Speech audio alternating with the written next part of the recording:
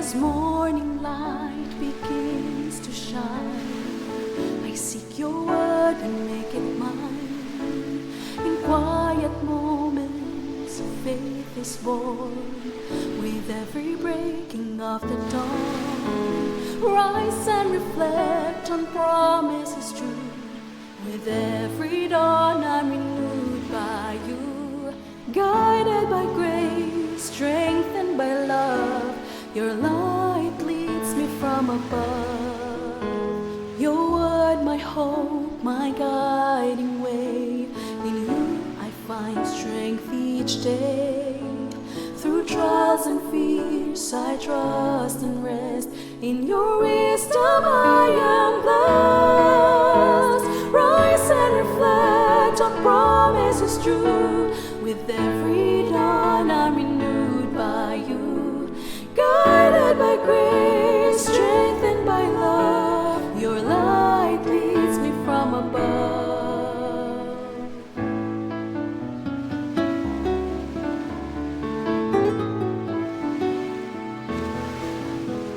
Your word, my hope, my guiding way. In you I find strength each day. Through trials and fears I trust and rest. In your wisdom I am blessed. Rise and reflect on promises true. With every dawn I'm renewed by you. Guided by grace, strengthened by love, your light leads me from above.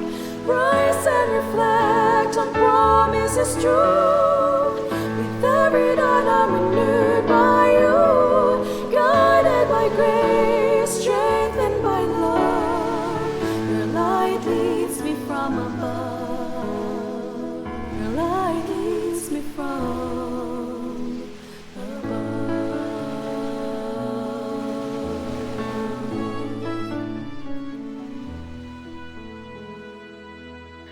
Isang bago at puno ng pagpapalang umaga muli kaibigan. Ako ang iyong kaibigan, Nerio Caranza. Sa Job, Kabanatang 29, Talatang 2, O ako sana'y tulad ng nakaraang mga buwan, gaya noong mga araw na ang Diyos ang sa akin ay nagbabantay.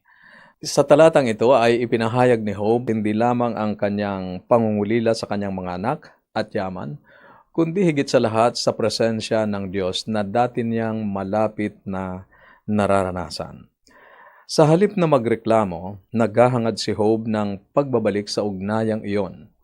Isa itong pahiwatig ng kanyang pananampalataya kahit hindi niya lubos na nauunawaan ang nangyayari sa kanya. Ang pag-aalala ni Job ay hindi lang lungkot kundi panalangin rin na ang Diyos na nangalaga sa kanya noon ay maibabalik ang biyaya sa kanyang panahon sa kasalukuyan.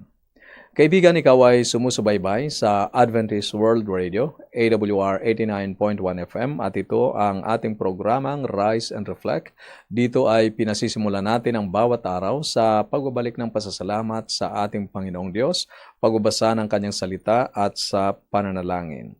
At mula sa ang Bible Pinoy Version, ating itutuloy ang pagbabasa mula sa aklat ng Job, Kabanatang 29 po tayo ngayon, talatang 1 hanggang 24. Nagsalita ulit si Job, Kung maibabalik ko lang ang dati kong buhay, nung panahon na ang Diyos sa akin ang nagbabantay, nung ang liwanag niya sa akin ay gumagabay, sa paglakad ko sa dilim, ilaw niya ang patnubay, nung time na malakas pa ako, at inaalagaan ng Diyos ang pamilya ko. Noon ang Diyos na makapangyarihan sa lahat ay kasama ko pa, at ang mga anak ko'y kapiling ko pa. Sagana sa gatas ang mga baka at kambing ko, at ang mga puno ng olive tumutubo kahit sa lupang mabato.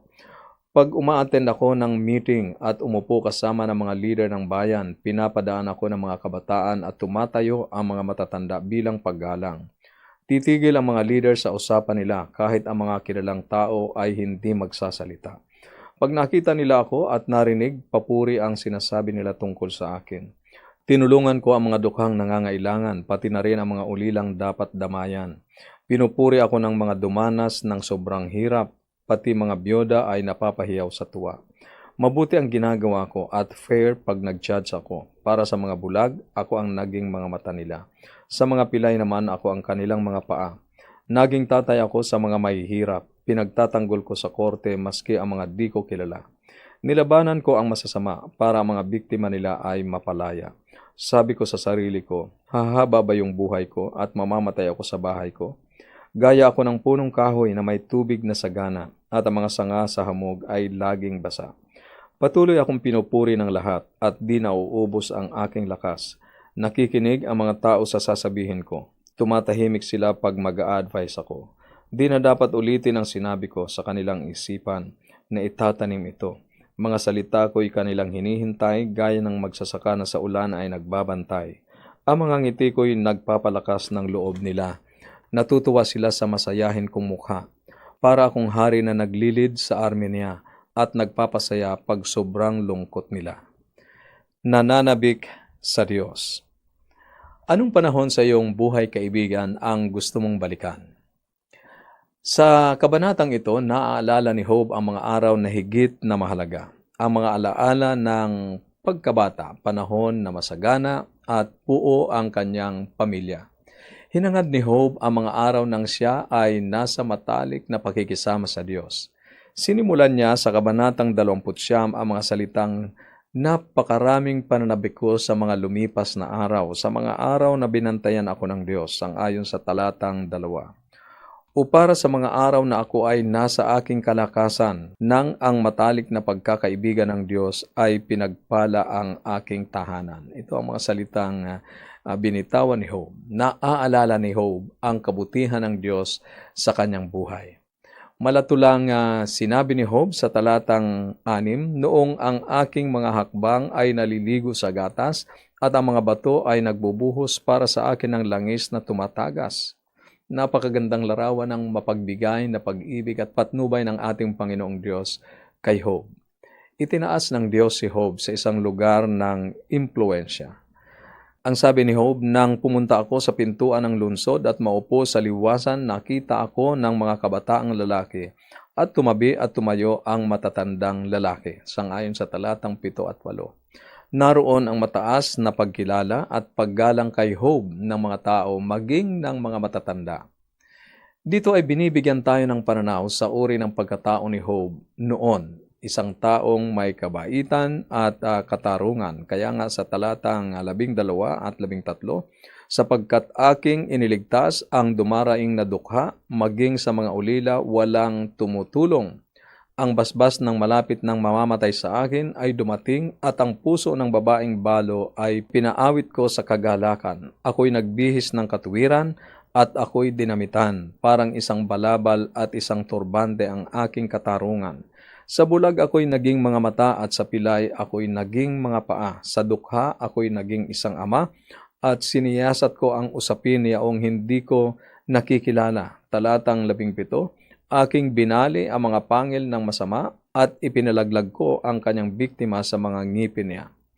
Ang paglakad ni Job kasama ng Diyos ay kasing lapit ng lakad ng isang tao sa kanyang kaibigan. Ang kanyang paglilingkod sa Diyos ay isang huwaran para sundin ng iba. Job provides a model for us in our own walk with God. Sa mga panahong tila malayo ang Diyos, mahalagang alalahanin ang mga nakaraang sandali ng kanyang kabutihan sa ating buhay. Kung naging tapat siya noon, magiging tapat pa rin siya ngayon at sa hinaharap.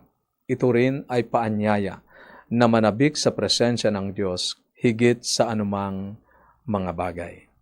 Kaibigan, kung titingnan mo sa iyong buhay, paano ka pinagpala ng Diyos? Ano ang naitutulong nito sa iyo para manatiling nananampalataya o matibay sa pananampalataya? Para sa iyong comment and reflection, maaari ka mag-text sa ating mga numero 0917-1742-777, 0917-1742-777 at sa 0918-9447-891. 0918-9447-891. At para naman po sa inyo na nasa Facebook page at YouTube channel, maaari po kayo mag-comment dyan sa comment section. Ngayon po ay dadako tayo sa ating pananalangin at nais kong anyayahan kakaibigan na samahan kami sa paglapit sa Panginoon sa pamamagitan ng panalangin. Tayo po ay manalangin. Panginoon naming Diyos, Amang Banal, ang aming mga puso ay puno ng pasasalamat para sa mga tapat na mananampalataya na nakatagpo namin sa iyong salita, mga lalaki at babae ng Diyos kasama si Job.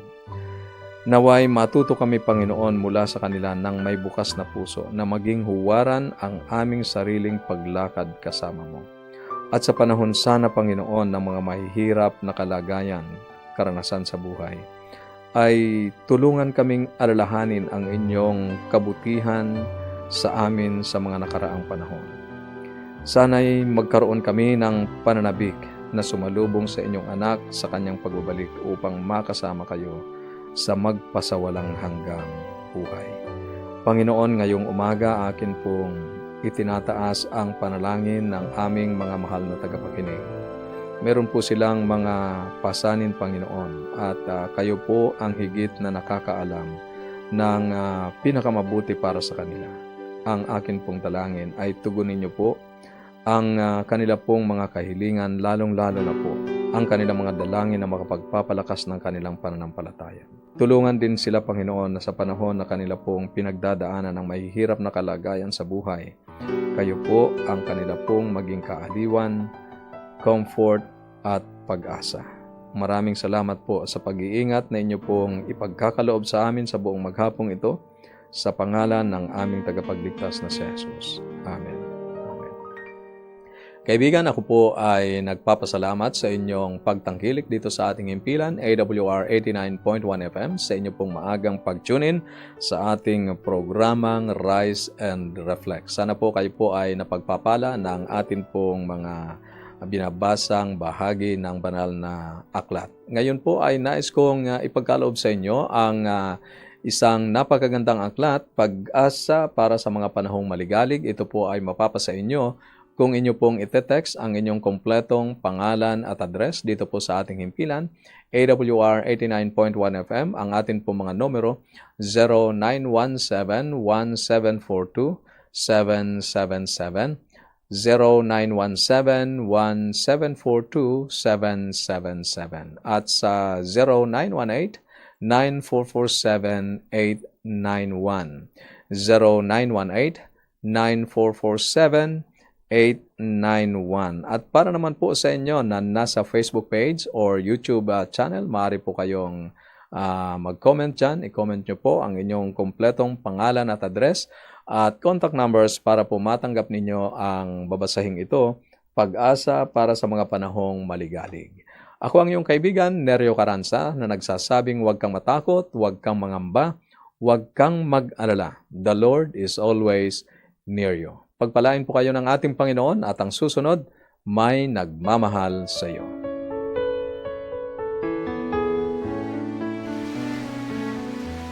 As morning light begins to shine, I seek your word and make it mine. In quiet moments, faith is born. With every breaking of the dawn, rise and reflect on promises true. With every dawn, I'm renewed by you. Guided by grace, strengthened by love, your light leads me from above. Your word, my hope, my guiding way. In you I find strength each day. Through trials and fears I trust and rest. In your wisdom I am blessed. Rise and reflect on promises true. With every dawn I'm renewed by you. Guided by grace, strengthened by love, your light leads me from above.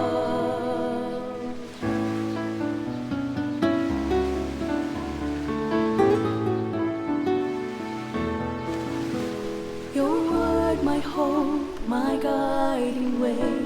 In you I find strength each day. Through trials and fears, I trust and rest. In your wisdom, I am blessed. Rise and reflect on promises true. With every dawn, I'm renewed by you. Guided by grace, strengthened by love. Your light leads me from above. Rise and reflect on promises true.